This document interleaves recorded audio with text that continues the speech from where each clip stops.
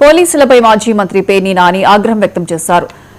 సుప్రియంపై అక్రమంగా కేసు పెట్టి జైలుకు పంపించారని అన్నారు. నిజంగానే సుప్రియ పోలీసులపై దాడి చేసినట్లు నిరూపించాలన్నారు. అలా చేస్తే తన మాటలు వెనక్కి తీసుకుంటానని చెప్పారు. ప్రతి మాట వెనక్కి తీసుకుని క్షమాపణ చెబుతానని వ్యాఖ్యానించారు.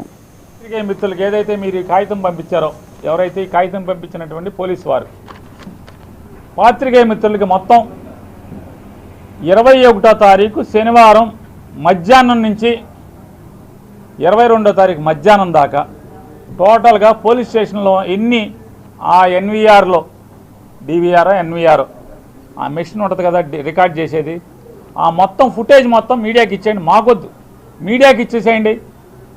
దాంట్లో కనుక సుప్రియ జుజ్జువరపు సుప్రియ దుర్మార్గంగా దౌర్జన్యంగా పోలీసు మీద దాడి చేసి ఉంటే, అలాగే మీరు చెప్పినట్టుగా షెడ్యూల్ ట్రైబ్కి చెందినటువంటి కోటేశ్వరమ్మ గారి మీద అత్యాయత్నం చేసిన దానికి కనుక ఎన్ని ఉంటే, నేను ఖచ్చితంగా భాస్కర్ రావు గారికి, అలాగే సుభాకర్ గారికి, కోటేశ్వరమ్మ గారికి, ఈ కాగితం పంపించినటువంటి ప్రతి పోలీసు వారికి కూడా, ఇది పోలీసు వారు పంపించారని నమ్ముతున్నారు కాబట్టి